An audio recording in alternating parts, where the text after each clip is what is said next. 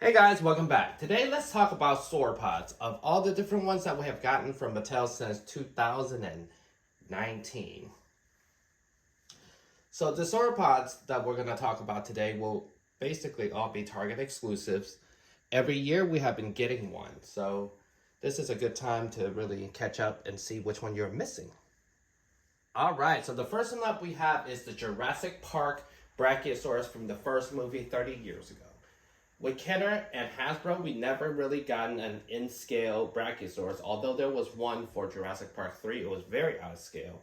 So this is the first time we ever had in our collection that's something that is across the action scale that all made sense. As you can see, the 3¼ inch figure here is only this high compared to how tall this Brachiosaur is.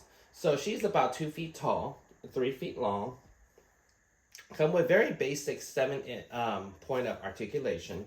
We have a mouth that opens and closes.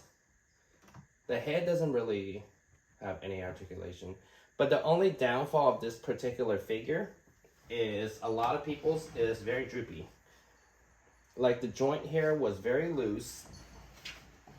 So I've seen a lot actually just flops right under. They have the two front arms articulation, 2 back leg articulation, also with the tail articulation.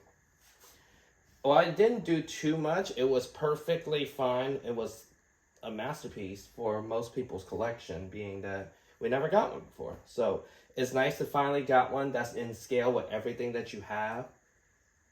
So this will always hold a special place in my heart. So this is the Brachiosaur from Jurassic Park. So back when it first came out in 2019, it was only $49.99, which is crazy cheap. If any other company makes it, it would have been at least $100.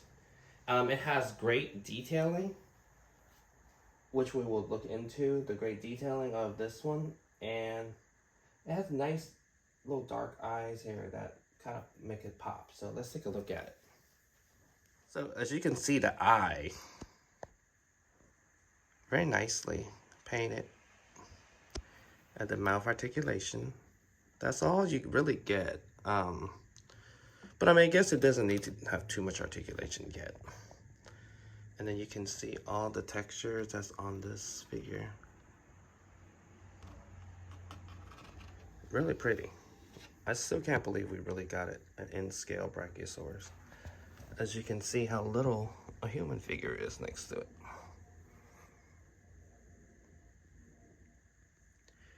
So this one was released back in 2019. It was on shelf for about a year or two before it got clearance out for the next dinosaur. The next sauropod from that same year would be the Amargasaurus. Let's see. This one comes in an action feature. This one, for whatever reason, is pretty hard to find in the secondary market these days. The colors are very subtle. Not much too bright. This came out in Dino Rivals.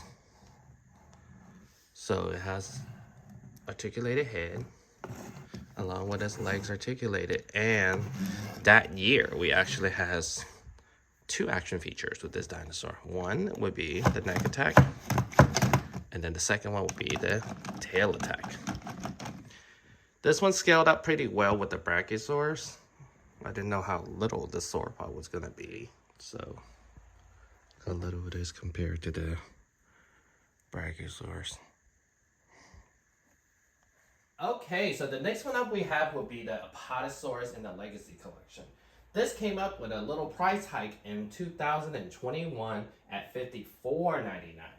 So it came out also around October of that year. And this is, I feel like it's a bit oversized for what it is of an Apatosaurus. Even like the proportions are definitely off. The leg, I feel like the legs are just too long and too tall and too thick.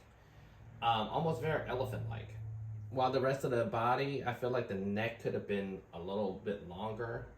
I just feel like it's grossly oversized, but I'm grateful that we got an Apatosaurus. I feel like this is a figure that they can definitely do a lot better with the Hammond Collection now. Added articulation, better proportion. So let's take a look at this figure. Okay, so with this figure, the head is what I have a lot of issues with. Um, Although the texture and everything looks great on it, I feel like this head is pretty giant. And for whatever reason, the lower jaw is just like a little piece of plastic. It's not even like there's no chin or any type of texture. Not texture, but shape for it.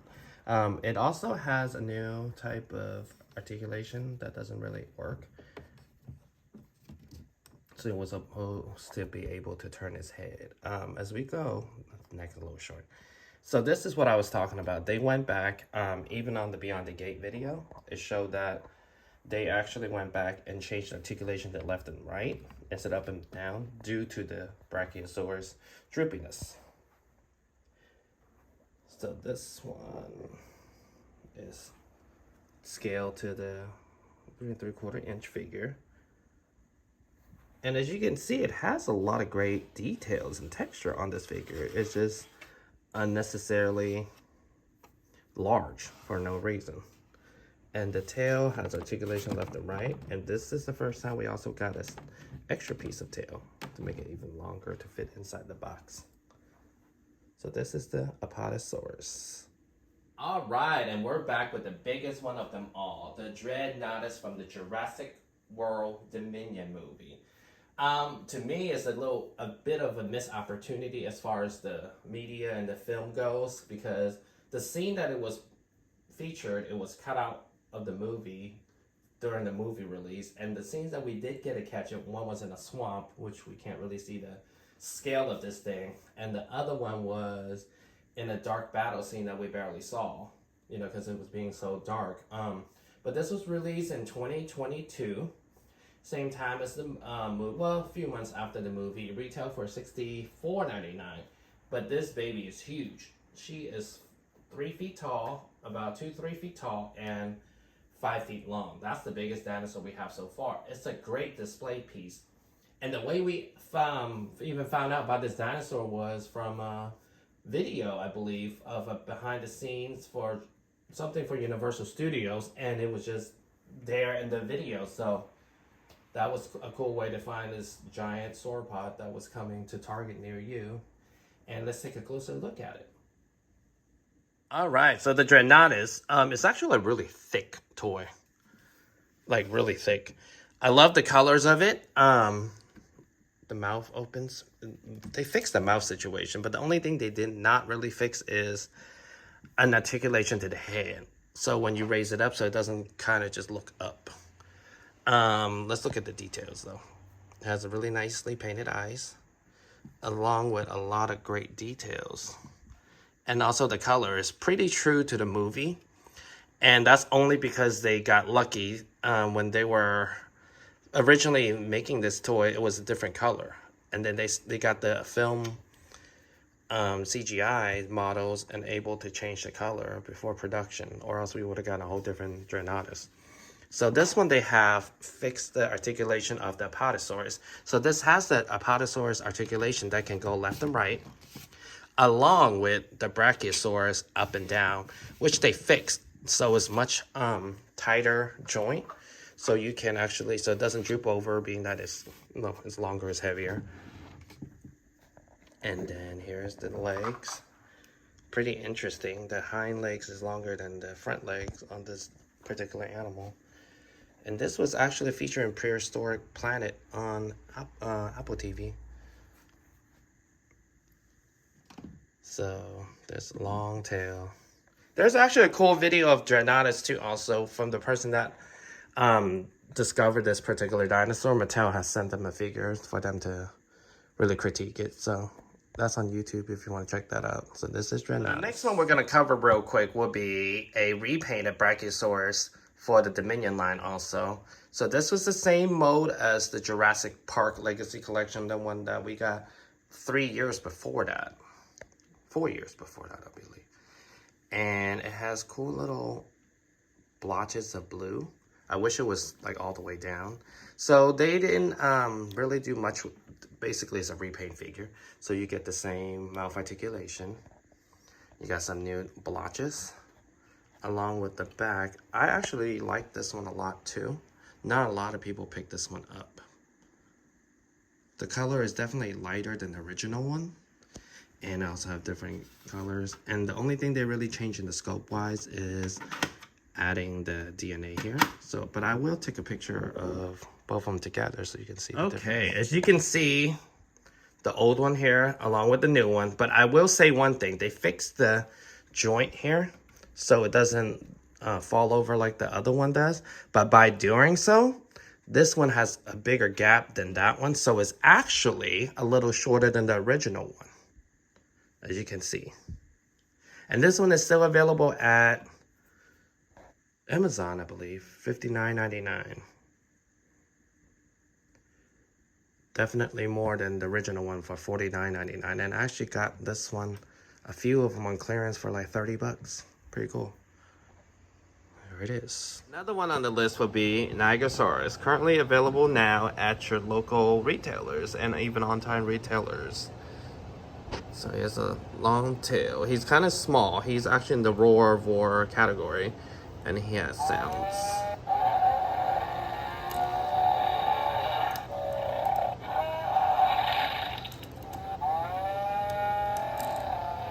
So it's nice that Mattel gives us all different sizes in sauropods. Next little guy is the Mamenchisaurus. This is the original one that came out with Dino Rivals. So as you can see, we still have paint on the tails back then. Pretty cool. It looks very Littlefoot. This one's an attack pack size, so it's even smaller than the Amargasaurus that we have. Here comes another little one. This one we got from the Dominion line. Wasn't necessarily too hard to find. This one actually proportioned pretty well, because look at the legs are not as giant and thick like even the feet. So this one comes with a articulation that you can move his head by moving the tail and chomping action. It's a little one, but I welcome all different types of sauropods, you know? Not all sauropods have to be ginormous, I guess. And then there's this little guy. Love it. Came out in Dino Escape. One of the few scope that we got from that year after Dominion was delayed. This one is a very simple figure. Open mouth, closed. Basically just like the adult one. Color just like the adult one. It's a little thicker, cartoonier than the one we saw in Camp Cretaceous cartoon show. Look how it stands next to it. All right, and here we are. That Hammond Collection Brachiosaurus that just came out a couple of months ago. I still can't believe Hammond Collection went as far as it has already in the little almost 2 years that it had existed. We got a Brachiosaurus, and then we got an articulated Brachiosaurus. So this one's full articulation. The figure is great. It's $84.99. It's currently available still, and it's great because you can. This one comes with like 20-point articulation at least, and then look at the pose it can create. Standing on his hind legs. It's a great display piece, honestly. And if you have this figure or when you get it, it's so heavy that you would think it won't be able to stand on his hind legs. But they have worked out the joints and things where I guess it balanced back up. This figure, the highlight would be, like I said, the premium paint and then also the articulation, along with a lot. We'll get closer look at all the different texture of this dinosaur. The best thing about this figure is the head. It looks almost like the maquette from the movie. We're gonna take a closer look at it. My only gripe with with this dinosaur would be the neck articulation. They have a neck articulation. They have 3-pointed joint inside the neck, but they also chose to use the real skin on the outside of it, so aesthetically it looks better as a whole figure. But by doing so, you can't really pose it as easily. So there's a few poses on the box that I was not able to achieve myself. And also doing this hind leg thing, it took a little bit of effort, but it's able to stay there. It's a huge dinosaur. So let's take a look at this beautiful work of art. Tell you guys about the eye of it. It's beautiful. It is a glass eye. Like I said, it has open and mouth closed, but this head looks just like the maquette from the movie. It's crazy. It's way thicker than the original one. And guess what? Now you can look up and down on his head. Pretty cool. So the only thing with this figure is sometimes it, a little off balance real easy if you, being that it's so heavy that it could be tippy-toed. But look at the texture on this figure. So it has a way better paint job than the other two Brachiosaurus we had. And it's pretty true to Jurassic Park. As you can see, all the different textures on this. It's like a lot of different textures. And then the articulation on the legs, down to the toes being painted. We don't get a lot of paint these days. His hind legs. And then his tail has a 3-part articulation. That's to help the standing when you're doing the hind legs. This figure is amazing, but I don't feel like we necessarily need a super articulated sauropod after this. I think that Brachiosaurus should be the only one that really requires super articulation for, different poses like that. So this is the Hammond Collection Brachiosaurus. So a little quick comparison to the original one we have. You can see the difference in color. You can see the difference in the head. I mean, besides articulation, this one is definitely larger, but it's not as tall as the original one. It's a little smidge shorter. But you can see they really, upgraded their toolings and they're able to make something better out of this species. So it's nice that they were able to remake a better model for all of us. All right, and this brings us that last sauropod that we're gonna have from the canon. Movie canon wise, this is the Mamenchisaurus that's just released this week. It's from the Lost World film, and I will say this one is a lot different than the promo photos. The promo photos lead you to think it's a lot more brown, more desert-y looking, versus this is actually a little bit of brown, but more gray like the original Brachiosaurus, along with some color blotches on it. This one is fun. It's 4 feet long. It's about 2.5 feet tall. The great thing about this particular one is, like I've said earlier with Mattel dinosaurs, they always try to make improvements on it. So this one still has this tail articulation, along with its neck articulation that can go up. But instead of just staring at the ceiling, because it doesn't have articulation in the head, this one actually does. So you're able to pose it differently, and the mouth opens and closes. We can take a closer look at it. My sample is a little defect, but other than that, I think this is great articulation along with the neck. It makes it different than another dinosaur that we would have on display, so you can actually tell who's who. What has the high neck Brachiosaurus kind versus Apatosaurus, neck is straight. So this one will stand out for sure in the display case. So let's take a closer look at it. So the head, this one's kind of snake-like the way it is. The head is actually way smaller than the other sauropods that we gotten, but I really like the mouth, nicely painted. This one, another one I think would benefit with a glass eye. But yeah, so this articulation, and this is his long neck. The only thing I kind of dislike about this particular one is the giant legs. I don't feel like they were as giant in the movie. I mean, they were stretched out from the Brachiosaur model that they used the CGI, but I don't feel like it was as thick as those ones. Along with a very long tail. So this is the Mamenchi. I actually have a review on it just now, so if you want to get a better look at it on the other video. All right, so here we are at the end of the video. You have just seen everything sauropod wise that Mattel has made since 2019. They only had the license for about 5 years, and they already achieved more than Hasbro and Kenner has in the last 30 years. While while they're not perfect, deco wise or certain aesthetics, but it's great that we have these figures all in scale with each other, along with the vehicles and playsets and the humans and the other dinosaurs. My favorite one so far, honestly, has to be the Hammond Collection. Hammond Collection, I feel like it doesn't even need as much articulation as it has they put in there, because sometimes when you put too much articulation, it can also be a bad thing.